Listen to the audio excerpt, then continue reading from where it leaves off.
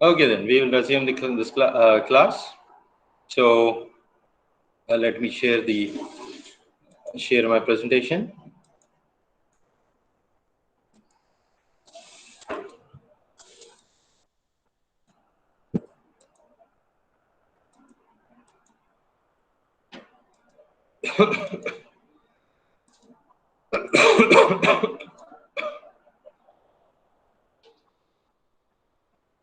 So we were here in sessions. This is one of the very important topic. A session actually is session is created whenever a request is sent from a client to access any resource. But since here we are handling sessions using Java servlets, so therefore, whenever a request is sent for a servlet, a session is created by the web server. Then what actually happens is if you see when a website is browsed, a client may be clicking several links. So there may be multiple requests sent by the same client at different times. And this, what we need is we need to store or we need to have the information of the previous request for a servlet to continue with the next request of the servlet. So that is one of the reasons. That is also one of the reasons why we need sessions. Then, now the basic problem is how do we do this? Because whatever requests are sent, they are sent through HTTP protocol. This HTTP protocol is a stateless protocol. There is no way to track sessions through HTTP because every request that is sent to a server is through an HTTP. HTTP just tries to handle the request and response, doesn't keep track of any information with respect to what is the who is I mean whether it's sent by the same user or whether it's sent by a different user. So when a multiple requests are received by the server through HTTP, server doesn't know whether it's from the same client or from different clients. That is what I said. That is because HTTP is a stateless protocol. Now, servlets, we are saying we need to track sessions. So using servlets, we can track sessions by, within the package, we have a class known as HTTP sessions class. Using this sessions API or HTTP sessions API within the servlet package, we will be able to track sessions, or we will be able to have sessions in our web application. Now, session object doesn't work by itself, or HTTP sessions object doesn't work by itself. It is associated with the request object of the servlet. In this case, since we are using the Java part, or since we are using the HTTP servlet request in our one of the parameters there when we receive the request. So HTTP sessions object is actually associated with HTTP servlet request. Now there is a method within the servlet request object. This method is known as get session. And using this method, we will be able to know whether a session or whether a request has been sent by the same client or not, or whether a session is same or not for any request. Now, HTTP sessions object has several attributes, and these attributes are like key value pairs. So we can add attributes to a session, and we can retrieve attributes or values for those. Actually, keys are nothing but attributes there. So we can add a value to an attribute or retrieve a value from the attribute. So that is how sessions are maintained. Now, to retrieve the value from an attribute or a key in the session, we use get attribute method. And to set attributes whenever a session is created, we need to use a method known as set attribute. And these two methods are part of HTTP sessions object, not servlet request object, sessions object.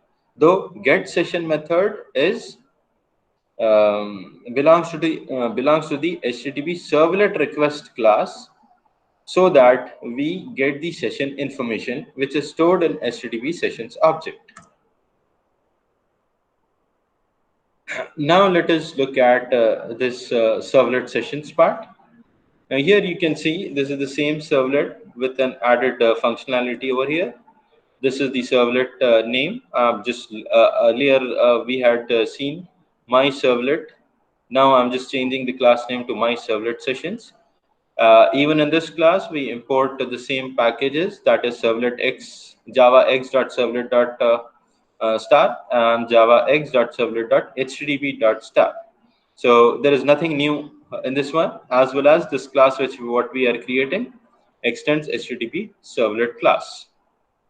Now we have the same doGet method with the same parameters, that is HTTP servlet request and HTTP servlet response. And in the later part, obviously, every servlet, as I told you, has to handle. Every servlet has to take care about the exceptions. So we will be using try and catch as we did in the earlier part. Then here we have print writer object we created using response.getWriter. This is to send the response back to the client. And then this is a new statement which you can see here, which is HTTP session. This is the class which belongs to servlet package. And we are creating an object as SESS session, though you can use any name over here. And then we are assigning this session using the request object. That is request.getSession. GetSession is a method I told you which belongs to HTTP servlet request class.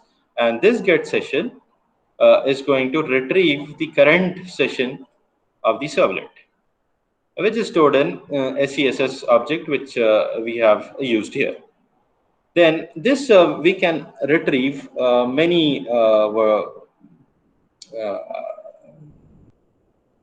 lot of information from this session object.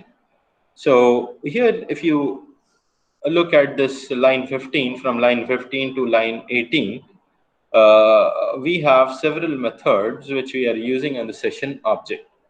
The very first and foremost method is getID. This method belongs to the HTTP sessions class, and this getID method is going to retrieve an ID of that particular session. Now let us look at the result here, so that then we will come back to the program again. Now if you find this part is the ID for the session. Now I'm just going to highlight this part. So this is going to be the session ID. This is the session ID retrieved. And this session ID, if you look, it's not an hexadecimal or something. It is actually alphanumeric characters. And it's going to be a long ID. And every session will have a unique ID. Every session for that web server, till the web server is running, will have a unique ID. Now, as I said earlier, that through sessions, we can know whether a same client is sending a multiple request or different clients are sending a request. So if the session ID is same, then it is the same client which is sending multiple requests. But suppose if the session ID changes, or there's a different session ID, that means the request sent by the client, that means there are different clients. It's not, the request is not sent by the same client, it's a different client which is sending the request. Now let us go back to the program. Now, when is this session ID created? This session ID is created for the very first time a user accesses the application, any resource of the application. It can be HTML page, it can be a servlet, or it can be anything. The very first time a user accesses that. So actually, the session ID is not created by Java or something. It is created by the web server. and every client, whenever he logs in for the first time, or not logs in actually, whenever he requests for the first time, he will be getting a unique session ID. Now, until he is live on the application, that is, until he is on the browser trying to request, even though he might not have been, he might not have logged in, without logging in also, till he is there, till that browser is open, because obviously the clients will be using browsers to communicate. Till that browser is open, that session will be same. Any number of requests he sends, the session will be same. Then the next thing is, what we have is, we have creation time. We can retrieve this, because sometimes what we need is, we need to know what time the session is created, to keep track of other sensitive security issues.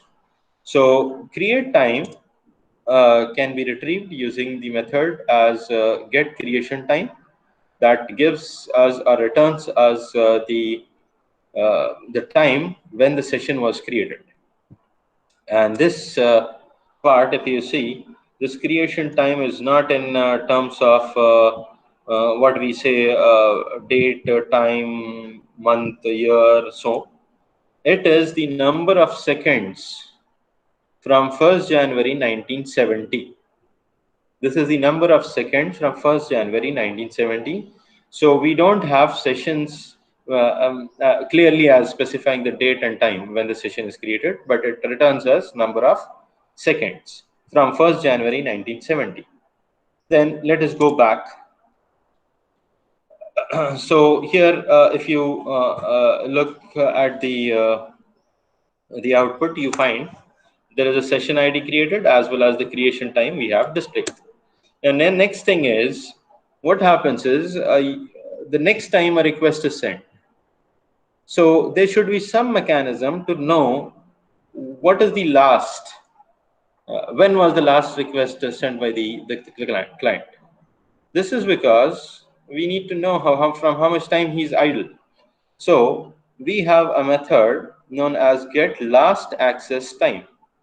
Now this method, you can find it here, session dot get last access time. Now if you look at the output, this time is also number of seconds from 1st January 1970. And always remember that the last access time should be greater than or equal to the creation time. It will never be less than. Now, from the last access time till the current time, we will be able to know that he was idle for, or a session is idle for so and so time, so that we can log out, or we can end the session, or forcibly terminate the session. Then the next thing is, suppose a servlet, if he wants to know that whether this is from the same client or not, or whether it's from the multiple clients, one way is to check using the session ID. The other way is a method known as isNew. This isNew method for the session returns us true or false. If the session is new, it returns as true, obviously, as the name suggests, is new. If the session is existing, it returns as false. So this method actually helps us or facilitates us in, it's a convenient method. Rather than using get ID, we can use this method is new to know that whether it's a newly created session or a session which is already existing. So if it's a newly created session, that means it's from a different user itself. As well as this is, but we cannot go into details of whether the subsequent request is coming from the same client or not. For that, obviously, we need to use session ID. But this is a very handy method where we can just directly, if a servlet is trying to access some resource, we can directly, using this is new method, we can find that whether it's from the same client or it's already created session. So that is the one of the ways of accessing, handling sessions. So these were some, though there are a lot of other methods, but these are some of the important methods which are there in the sessions. I mean, from HTTP sessions part. Now let us move further.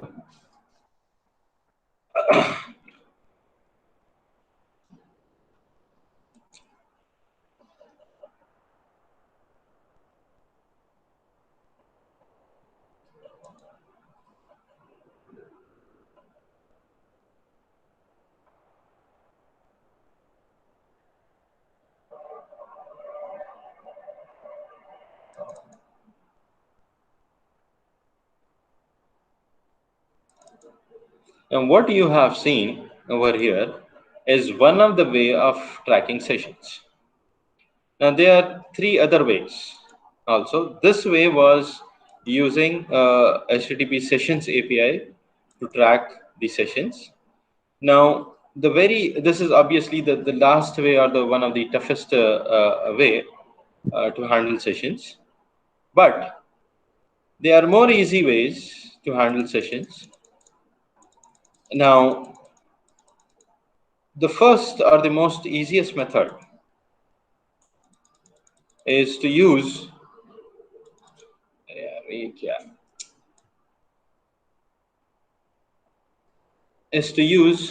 URL rewriting. That is, what we do is we embed a parameter. When the page is dynamically generated, and client, whenever it sends a request or submits a request, a parameter is appended to the URL and transmitted to the server.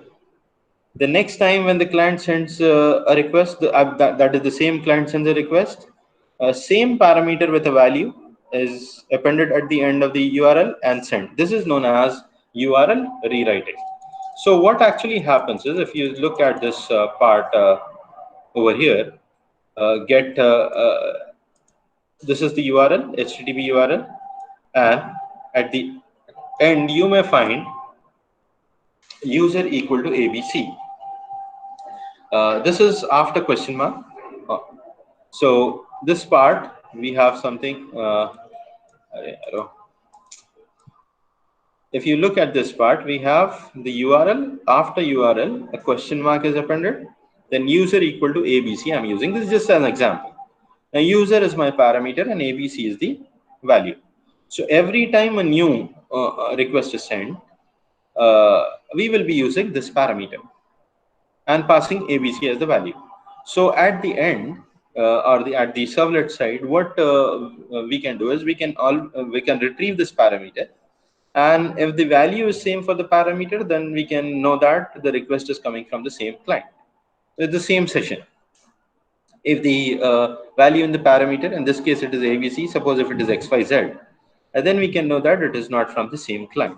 So this is the easiest way of handling, but what happens is this is not the secure way of building developing web applications, because URLs can be manipulated, or URLs can be the parameters can be manipulated on the go. So this way it's not secure to handle sessions, though this is one of the very easiest way of handling sessions. Now the other thing is, the second way is the hidden forms field.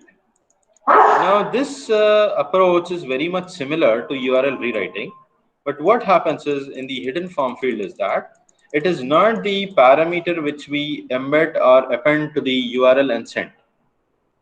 But what we do is we use the same input tag which we have been seeing for creating the what we have seen for creating the what we have seen for creating the form controls, that is your text boxes, check boxes, radio buttons, and so things, where we were using the input tag with the type as text, or check boxes or radio buttons. But here we will use the type as hidden. Now once the type of an input control is hidden, that control will not be visible on the web page, though that control is existing. It will be there as part of the form field, but it will not be visible to the user.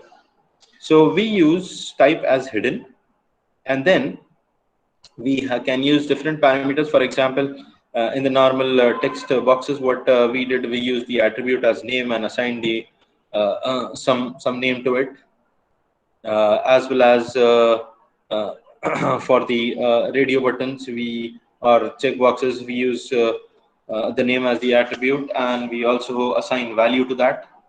In the same way, even in hidden input controls, what we can do is we will be able to assign, we will be able to use name as the attribute and assign some name, which becomes the key.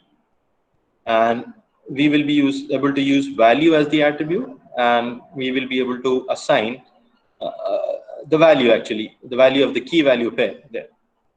And when the request is sent to the server, or when the form is submitted, what happens is this hidden form field, it's going to send the request. I mean, it's going to send the data with the name, that is the attribute, and its value, which we are specifying within double quotes.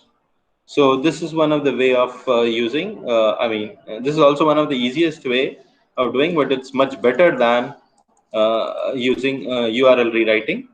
That is, the concept is same, but when we are sending the data, we are not sending it by appending it to the URL. Rewriting it to the URL, but we will be sending that as a hidden field. Now, this we can use it whether it's a post method, whether it is a get method, or whether we are using it as a post method. So this way also, this is second way, that is using hidden form fields to maintain a session, or to establish it, to handle sessions. Now the third thing is to use cookies. Now cookies are actually something like which is created. I mean, it's a small piece of information which is transmitted between, or exchange between, clients and servers. This cookie, the name, is just like you can find that the biscuits cookies, the same way this name has been evolved. And because biscuits cookies are small, that is why they say that this is, cookies are used for exchanging a small piece of information or textual information, which can be transmitted, which can be exchanged between clients and servers. Actually, cookies were developed by Netscape and used in every other browser nowadays. And what actually happens over here is, whenever the first time the request is sent to the server actually creates a textual information, which is packaged inside a cookie, or added inside a cookie, and that is sent to the client. And client stores that information, or client stores that cookie in the web browser. And every time a client makes a request to the server, a cookie will be used, which actually also contains the name value pair, that is as we have seen for the form fields as well as in URL rewriting. And this key value pairs, or additional information that is stored in the cookie through attributes, are exchanged using the request and response mechanism. So this part, of handling the sessions using cookies is not that easy. We have to write some of the programming code here, though rewriting URL or handling sessions using a hidden form field, there was no programming involved actually. Using URL rewriting, we were just manipulating the URL, adding some parameter to the URL with its value. And whereas in the hidden form field, even there we have not used any programming part. We created used a tag instead of writing a program. So, but in cookies, what we have to do it, the servlet has to use a cookie class and create a new cookie with a key and a value pair. That is the attributes, assigning some information to that cookie.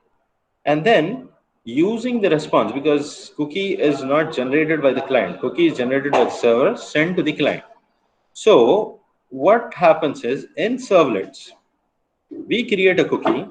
So whenever the servlet, whenever the for the very first time a servlet is accessed by a client, a cookie will be created, a new cookie will be created, and that cookie will have its will have its attribute, that is key and a value pair, key and a value associated with that key, and then this cookie is sent through response back to the client using add cookie method. Now, as we have seen get sessions, which belongs to the request object in in the topic of handling sessions through HTTP sessions API. In the same way, add cookie method is used, but this add cookie method doesn't belong to request; it belongs to the response part. So through response object, we can use add cookie method and then assign the cookie. That is, as a parameter, send the cookie. Now, this cookie can have we can use get session ID and get last access time and so on so things. And for the cookie also, we can store several other parameters, as well as we can set uh,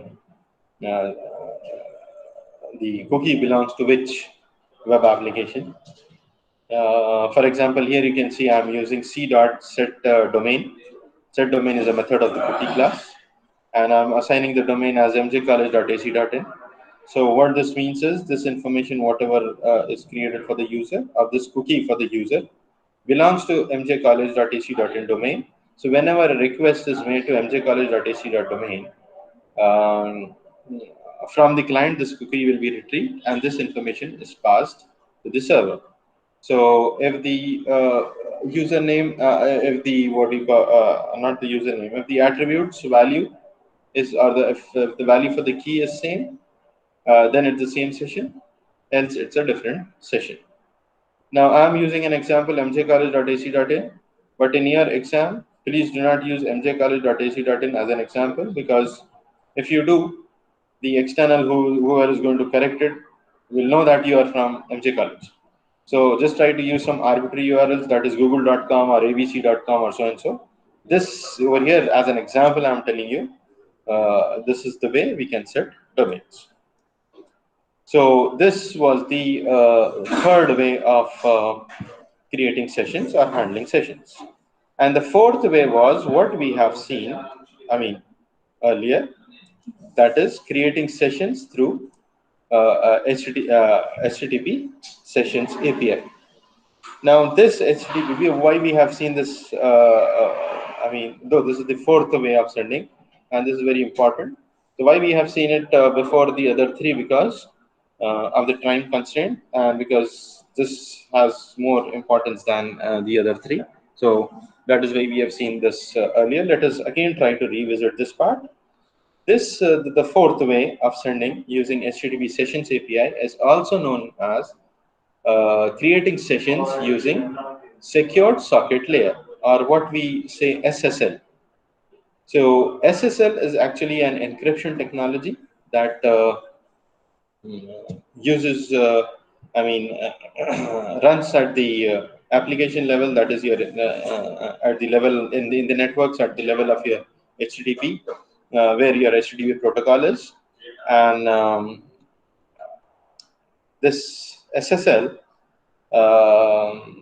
provides a secure connection, what we say, and using this what do you call the servlet API, that is your HTTP sessions API interface, we can a web browser or a web container or a a web server or a web container uh, handles its implementation, handles its working, because HTTP sessions Our servlet API is part of the container that is your Apache Tomcat server. And then obviously we have spoken about this, the several methods, that is HTTP servlet request method, which is used to handle the sessions object. Our sessions object is actually associated with the HTTP servlet request method. And this HTTP sessions class contains a method for creating sessions, for accessing the attributes of the sessions, and for various other reasons we have several methods, different methods there. So using this API, we will be able to handle sessions much secured and much efficient way. So these were the four types of session. Four different ways of handling sessions. And that is, one way is to use the or the first or the easiest way is to use the URL rewriting. The second method or second way of handling sessions is to use hidden form fields. Third way is to use cookies. And the fourth way to handle sessions or create sessions is to use HTTP Sessions API, which is also known as Secured Socket Layer, or which is one of the most efficient and most secured way of handling sessions. Now remember, a question can come to describe how sessions are handled, or they can also ask you that explain about four different types of session handling mechanisms, or several different ways they can ask you this question. But remember, whenever session handling comes, whenever session tracking comes, you have to explain about all these four methods, starting from, or all these four ways, that is starting from the first and the easiest way, that is URL rewriting, till the efficient and most secured way and convenient, most secured way of handling sessions, that is using HTTP Sessions API. So that is what all we have for today. Uh,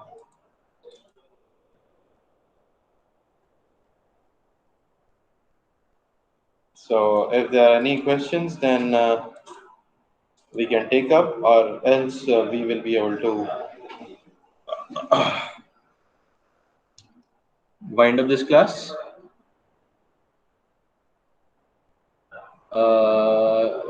Let me just look at some of the, what do you call, questions coming up.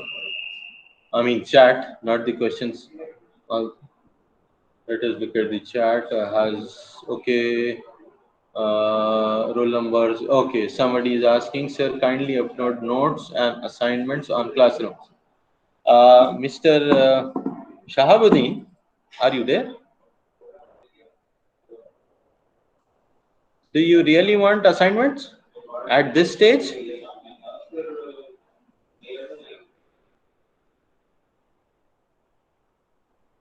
हाँ साहब, assignment देना है, देंगे.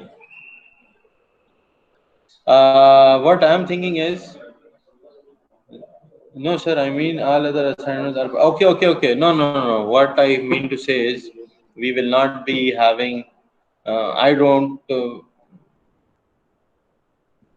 Okay, what do we do?